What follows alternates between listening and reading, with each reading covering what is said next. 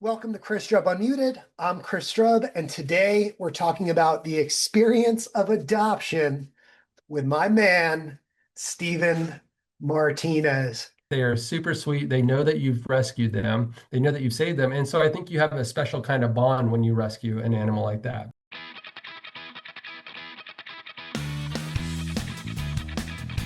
Stephen, welcome to the show, my friend. Hey, Chris, it's been a minute. It's good to see you. I love your pal here. Who do we got? This is my baby Link, the mountain cur. Oh, Link. Link, when this episode comes out, it will be just about her 1 year birthday. Oh, I I love it. adopted Link last November here in Greenville, and today on Chris Chubb Unmuted, a show designed for open dialogue, honest reflection, and uncensored truths about the lives that we lead. Today, we're going to talk about the experience of adopting a pet with one of my favorite people on earth, Stephen Martinez, the Thank you. executive director of the York County, Pennsylvania SPCA. Stephen, you know how it is with puppies. We'll see how long Link wants to hang out and listen. So it'll probably be just the two of us here in a moment. But Stephen, welcome to the show. Thank you for having me. It's great to see you. Stephen, sorry, I'm a little overwhelmed. As you could imagine, anytime my baby sits in my lap, it's the greatest feeling ever. Yeah, So, yeah, yeah, yeah. They're part of the family.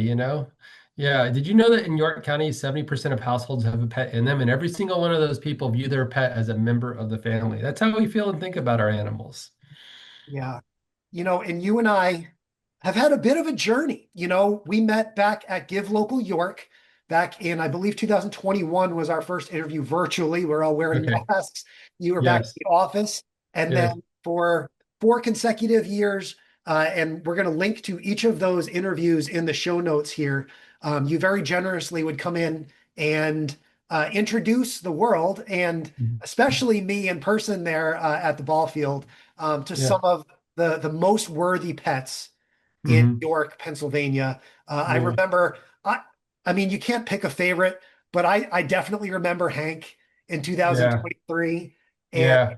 Stephen, you get the joy of introducing families to new pets every single day. Yes, And I do. I can't imagine a cooler job. What inspires you to do what you do every day? Well, that moment with Hank, I remember that. I mean, you can imagine I see thousands of animals, I speak with thousands of people, and I remember that moment where we were in the studio with you in the ball field and you got on the floor and you rolled around like Hank was upside down, you were upside down, and then Hank was just like licking you on the face on camera. And we were live streaming that, and there was a lot of people watching. And it was a little gross to watch because you guys are basically making out on the floor, but it was also like super endearing and like everybody remembers that moment. So, and that was a neat moment you created. And Stephen, like I said, you get to help facilitate these moments every day. And Hmm. you're now hoping to talk about that in the spring at South by Southwest. So I saw a Yeah. Facebook post from you the other day and knew that Yeah. I wanted to have you on the podcast Yeah. again because we didn't get a chance to talk this spring. But really, the work that you guys are doing at the York SPCA, York County Yeah. SPCA, is unbelievable. Thank So you. give us a minute or two on what is this talk going to be about, and how can people listening to the podcast help support you and help you get to Austin in the spring? Yeah, thanks for the opportunity to talk about it. I mean, we're very proud of our work here locally. We are now, like, I've been here for 7 years, and over those 7 years, we've become a leading animal resource center, not just in Pennsylvania, but in the country. And so that gives us this opportunity to work on projects at a national level, and that's what this project is. And so I have partnered with this national organization called Best Friends Animal Society. They're one of the largest animal welfare groups in our country. And we have been working on this. We've been cooking this project for like all year long, and I'm excited to finally talk about it publicly. And the premise of the project is this, is that 7 million people will acquire a pet next year. We know this. And if we can only get 6% of those 7 million people to adopt a pet instead of buy one, then we will have like the killing of animals in shelters across the country. So that is like an achievable problem, right? If we can just and so in the other part of it is that for years we've been saying the phrase adopt, don't shop, right? So we've been appealing to people with their emotions and trying to convince them through emotion to, instead of buy a dog or a cat, adopt. And that has started to plateau. We aren't really making a lot of progress. And so what we're trying to do is rethink that problem and make it a business problem. And so what we want to do is compete with that market share of people who are going to buy an animal and use AI technology to convince people and to compete with those who are going to buy a pet, to instead convince 6% of that market share to convert to adoption. And if we can do that, you will have ended unnecessary euthanasia in shelters across the country. Oh, what an amazing proposal. And it's important if you're listening to this show when it comes out here in August 2026, get out and vote. So, Yes. ironically, Stephen, Yep. So thank you. Yeah. voting for this panel picker Yep. idea concludes, Yep. we'll call it this Sunday, August 23rd, which, by the way, happens to be both my birthday and your birthday. Did you know Yes. we have the same birthday? It's unbelievable. Yeah, like what a great birthday gift for both of us, right? Because so we're competing at South by Southwest. And well, not competing, but we're trying to present the proposal. And so we're trying to present the idea. And so this is like the largest stage. And we want to get in front of people who can solve the problem for us. Like we've defined the problem. We have a huge data set for them to work with. We're even including some funding to like seed funding to get solutions. And we need to get in front of the right people. Those are AI technologists and innovators. And so that's what South by Southwest can do, is get us up on that stage so that we can articulate the problem and ask them to solve it for us. And we're even going to provide some seed funding. So people need to vote for our proposal so that it gets picked for the South by Southwest. And that's what we're asking you to do, is to vote for my proposal.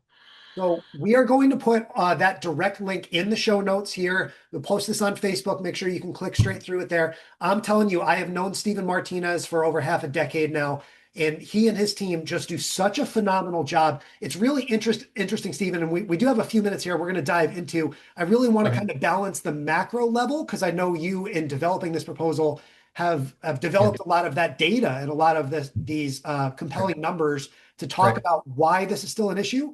But I also want to get into the micro issue because you Okay. face this all the time. You have a lot of these conversations. So I Right. want to start here. What are some of those common reasons when you talk to a family? Why would they want to shop rather than adopt? Like, what are the challenges that you face every day at the SPCA in terms of having those conversations? Yeah, there's a variety of reasons why people choose to purchase a pet over adopting them. And I understand those reasons. Like we're not trying to cast judgment. And we're also not trying to say don't buy an animal. All we're trying to say is like if we can just shift some of that thinking to adoption, 6% of it, then we can end unnecessary euthanasia and you can have a balance. You can buy and adopt, right? You don't have to have one or the other. But the common reasons why people are hesitant to adopt is because they don't know what it's a shelter pet and there's like shelter stigmas associated with those animals. Like they've been surrendered. What are the reasons why they've been surrendered? And so what we have to do is overcome those assumptions because we know you can look at Link. Like we know that shelter pets are the best, right? They are super sweet. They know that you've rescued them. They know that you've saved them. And so I think you have a special kind of bond when you rescue an animal like that. The other thing is that people want what they want and they want it right now. So it's that sense of immediate gratification. And so with the shelter, we have a whole mix of different varieties of animals, small and big dogs, different species of dog or different species of animals, different breeds of dogs. And so if we don't have in that moment in time exactly what they want, then they want to go buy it, right? And so it's more like we have to convince people to just slow down, take a breath, and just know that what you want will eventually come into our shelter. We're a huge shelter. We get thousands of animals every year. And we just need you to like be patient with the process. And in exchange for your patience, our adoption fees are like maybe $100 or two, and with that you get all the medical work done, spay, neuter exams, blood work, all that, plus all the like freebies that we give you with adoption too. So we try to say like it's a good value if you can just wait a little bit. It's pretty amazing, Stephen. There's really two big moments sometimes, and I think Lake might have had enough. I mean, of sitting here on my lap, but she's done such a phenomenal You're job. doing great. There's two big moments of shock when people see Link for the first time. One Mhm. is, I mean, just how incredibly beautiful she is. I don't know how often you get to see mountain curs up in Yeah. up in York. She's a little bit more of a southern mountain type dog, but Yeah, people are shocked because she is so perfect, but they're also shocked to hear that I adopted, right? yeah, They assume yeah, that because she is such a special yeah, and so well-behaved dog yeah, that yeah. she couldn't have come from a shelter. Right, Right? So right. do you hear those kinds of surprise stories and that I detail?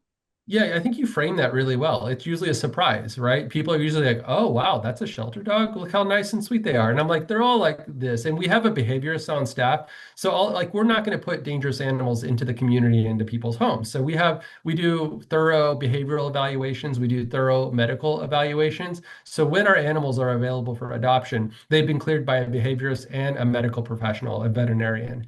And so they're like ready to go. And that doesn't mean that they're not going to have manners. They're not going to need obedience training. They're going to have to learn the household routines and what are your rules. But but they are going to be like ready to be taken into a home. And they are going to, and some animals are going to be difficult. There are some that have a past that may have been traumatic, but they're still like loving and deserving of a home and we will support people through their journey on that adoption process. So it's not just you adopt from us, goodbye, good luck. It's like we're still in a part of your life and we want to support you in transitioning successfully into that home. I think a lot of my friends have seen me talk lovingly about York, Pennsylvania, Yeah, over the years. I've described it as a second home to me, and I still very much feel that way. I don't want to gloss over that stat that you mentioned before about the percentage of homes in York that have a pet. And I yeah, know that for you guys to get to Austin to talk more about this, that your community and the support that you feel from them is going to right. be just as important. So, talk for a minute about some of the families that are supporting the SPCA there in York. I mean, what a cool community, and it feels like that number is really high in terms of the animals that are homed. Like Yeah. York is really great, and all the folks that are watching and listening today that are going to support you guys to get down to South by in the spring. What a great community of support you have there around the SPCA.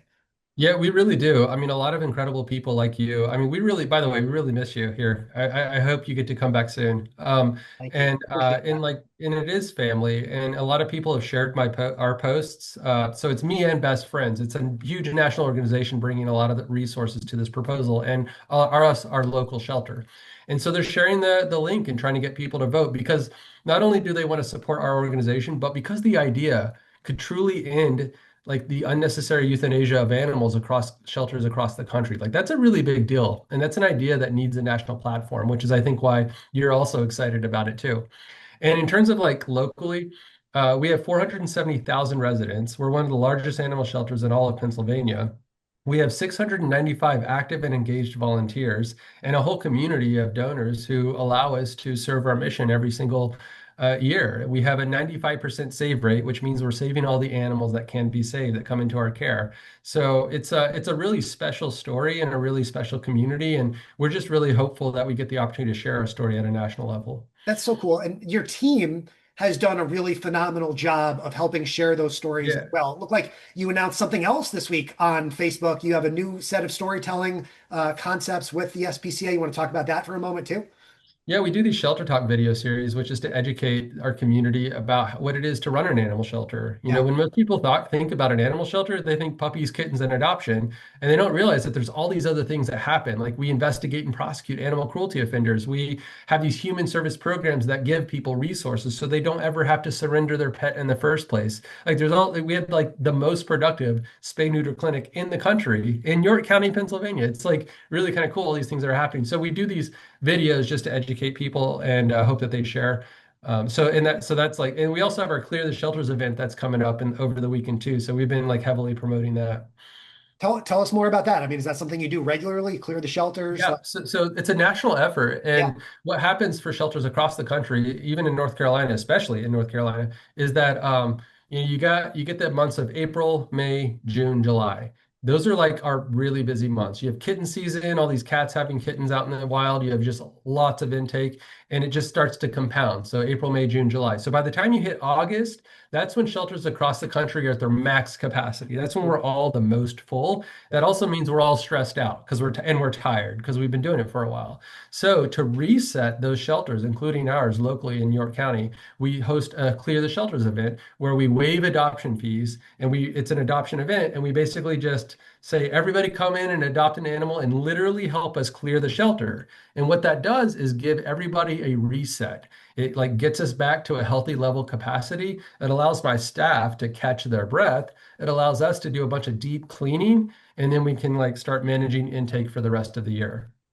That's pretty amazing. I didn't realize that about the timing of the cycle and how that really Yeah. helped the staff and everything. I'm curious. I actually don't know the answer to this, but Mhm. while Link was away at training earlier this year, I also fostered a dog for a couple weeks. Do you guys do foster Oh work my as God. Oh, well? oh yeah, for sure. Fostering is huge for us because fostering saves two lives, by the way. It saves the life of the animal in the home that you fostering, but it also frees up room in the shelter for another incoming pet. So it's a real good like bang for your buck, right? There goes Link. I'm And then sorry. Yeah. yeah, I saw that. And then also like I can like there, you'll never be able to add enough kennels to meet the demand of any community. Like there's just like it would just cost us millions of dollars to keep expanding the building to add kennels. That a more efficient and prudent way to spend donor dollars is to recruit fosters that are temporary homes. That's the best way to expand capacity of an organization. So fostering is hugely important to the success of a shelter. We talked about some of the great work that the York County SPCA Yeah. does on social media and how you guys are really spearheading work and a conversation and a forward-thinking idea that will be on stage at South by in the spring if everybody gets out and votes for this Right. proposal again by Yes. August 23rd. So Right. I want to ask you about the interconnected nature of these shelters and obviously maybe we can share this video and this idea and this link with Okay. other shelters around. What's something that you've learned and a lesson maybe you picked up from another shelter, either around Pennsylvania or even anywhere around the country that you've seen that has allowed you to do your work even better in York? Yeah, well, so two things that immediately come to mind in terms of interconnectedness and learning best practice is first of all, like a common misconception that people have is that all the shelters are connected, right? We're actually all independent nonprofit organizations. So I have SPCA in my name, but we're actually not affiliated with the national ASPCA. So or like humane societies. There's Yeah, not like a humane society thing, right? So like they're all just independent organizations, and we only have SPCA and Humane Society in our names for tradition. It's like culture. It's just like leftover from a bygone era. So I thought that that's kind of interesting to say. But that doesn't mean that we don't communicate and share best practice. yeah. So one of the things that we do that we've learned from is the value of play groups. So we run dog canine play groups, right? And so you know that like we could walk a dog for a mile and wear them out and or you can put a dog into play groups and like dogs can play with each other in a way that humans never will be able to, right? And so a 10-minute play group is the equivalent of like walking a dog for a mile, but that's more efficient. They burn more energy. So that way, when they go back into their kennel, they're tired and they sleep, which is good because like we want a sleepy dog because that equals good health and they're not being stressed out in a kennel environment. So we've learned how to run effective play groups from other shelters, just learning how they do it. That's really cool. Yeah, and by the way, I wholeheartedly agree that a Yeah. tired dog is a happy dog. I don't know how have, Yeah. have you encountered mountain curs up in York? I mean, when you saw A like, little bit. They're high oh energy and they value play groups a lot because like, yeah. you can walk them for a mile and they're still like bouncing around in their kennel. They need other dogs to play with to burn that not only physical but mental energy. Stephen, one thing I've always kind of gone back to you, and I've interviewed you now, I think 5 times over the years. I Mhm. want you to frame this now through the lens of an individual story. Tell me about a family whose life was really changed sometime here in 2026 by adopting a dog, maybe a dog that was struggling to find a home and finally did this year. Oh boy, there's so many stories that I stand know. How out. many hours do we have, right? Yeah, I know. It's hard to pick one. I mean, there was a German Shepherd that came in and he was Chance. So we investigate and prosecute animal cruelty offenders. And there was a person who abused Chance, and he was just not doing right things by this German Shepherd. Real beautiful dog. And there was a police my we have a Humane Society police officer that leads these investigations, but a regular police officer was the first person on that scene who responded. So Chance had a broken leg from this person, and so he actually got Chance. This regular police officer got him out of that situation, put him into his patrol car, and brought him over to our shelter where we resumed care, put the dog in a cast, and we went on and prosecuted that individual for abuse to animals.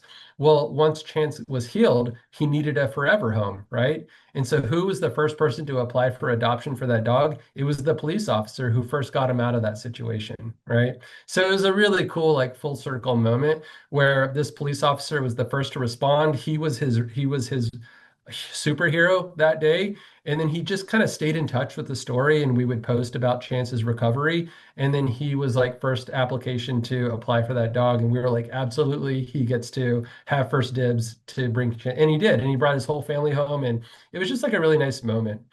It's hard to keep your eyes dry when you're talking Yeah. to Stephen Martinez and hearing some of these stories. And so we've talked about the animals and their journey, but Stephen, I will start to get you out on this.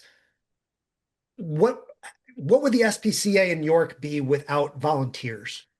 Yeah, so we have 300, no, sorry, 695 active and engaged volunteers that gave over 16,000 hours of service to our organization, which is the equivalent of 8 full-time employees. Like, there's no way our budget could afford another 8 full-time employees. And that work that they're doing, caring for animals, cleaning, helping out in the spay neuter clinic, running events. There's no way that we have to have those things happen. And so like we couldn't exist without the love and support of our volunteers. And so for anybody who's thinking about what do I do with all this extra time, or maybe you just retired and you're looking for a way to like reconnect with a local organization and really cool people, like a volunteering at a local animal shelter is a good thing to do.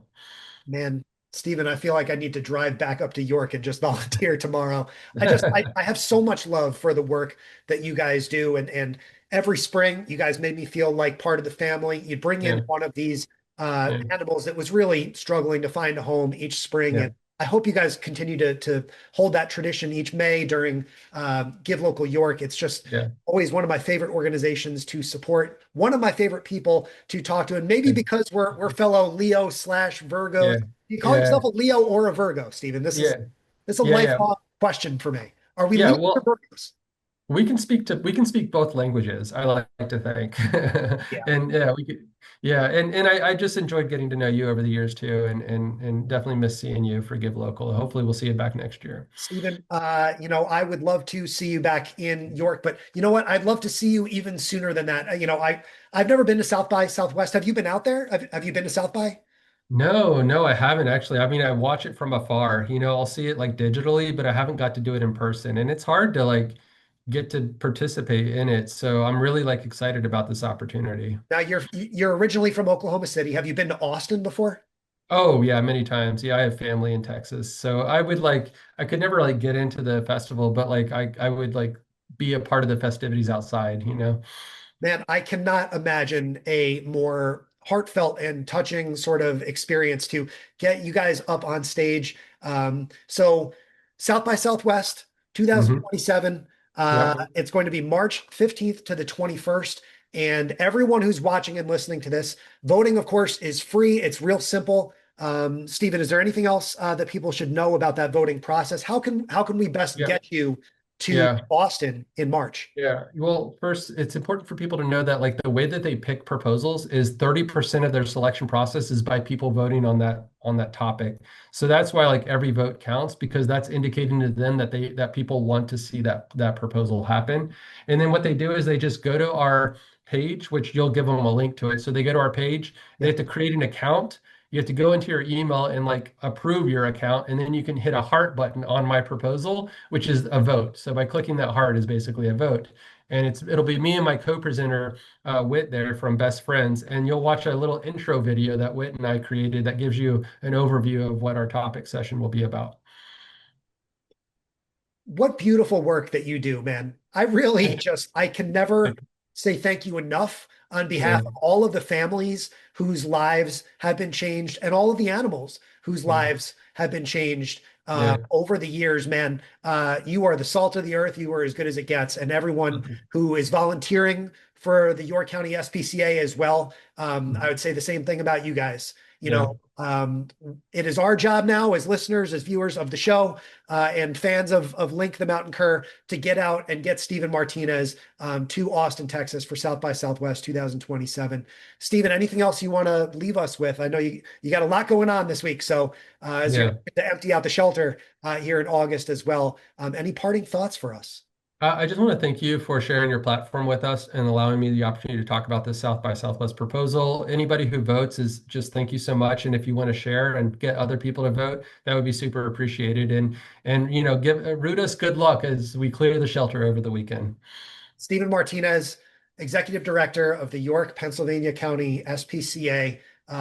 Best of luck, man. Thank Thank you you. so much for taking time out of your busy schedule to be on the show. It means a lot, and it is always great to see you. Seriously, I've interviewed hundreds and hundreds of people over the years, and getting a chance to see Stephen Martinez in York, PA every spring is just one of the highlights of my life. And Yeah, thank you so much. Same. add this The episode love is to mutual. that list, my friend. So from Link and I, thanks for listening to Chris Strub Unmuted. Support the show by clicking like and subscribe.